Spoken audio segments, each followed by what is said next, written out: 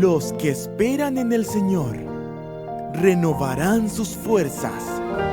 Bienvenido a tu devocional para adultos por los jóvenes de Asturias. Buenos días. Hoy la matutina lleva por título Para que sean hijos de su Padre. En el libro de Mateo capítulo 5, versículos 44-45 nos dice: amen a sus enemigos y oren por quienes los persiguen, para que sean hijos de su Padre que está en el cielo.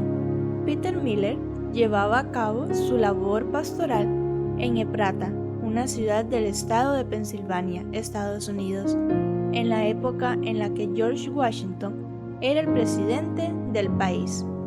En esa misma ciudad vivía también Michael Whitman, un enemigo acérrimo del pastor Miller. Whitman se le aparecía a Miller en todos lados y hacía lo posible para humillar a ese siervo de Cristo.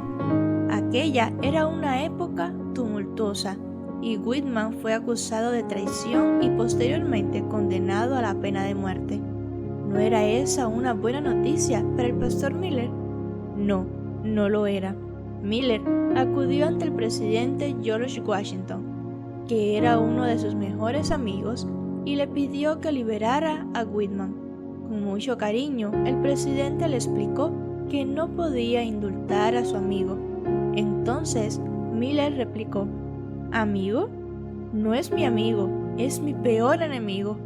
Asombrado de que Miller hubiera caminado 70 millas para pedir que le perdonaran la vida a un enemigo, el presidente Washington decidió firmar el indulto y perdonar a Whitman. El pastor Miller asumió para sí los peros de Jesús. En Mateo, el Señor presentó una serie de antítesis y una de ellas es esta: ustedes han oído que se dijo, ama a tu prójimo y odia a tu enemigo. Pero yo les digo, amen a sus enemigos y oren por quienes los persiguen, para que sean hijos de su Padre que está en el cielo. La primera parte del versículo 43, ama a tu prójimo como a ti mismo, está en las Escrituras, en Levítico 19:18. Pero la segunda, odia a tu enemigo, había sido agregada a fin de darle categoría divina a una propensión humana. En el siglo V a.C., Lisias, el ateniense, decía: considera como norma establecida que uno tiene que procurar hacer daño a sus enemigos y ponerse al servicio de sus amigos.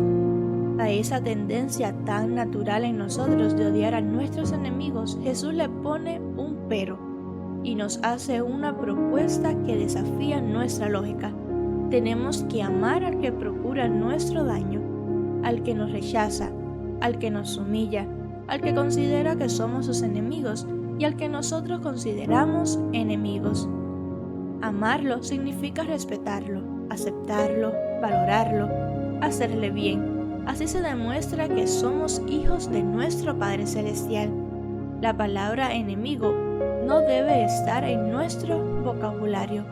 Que el Señor les bendiga en este nuevo día.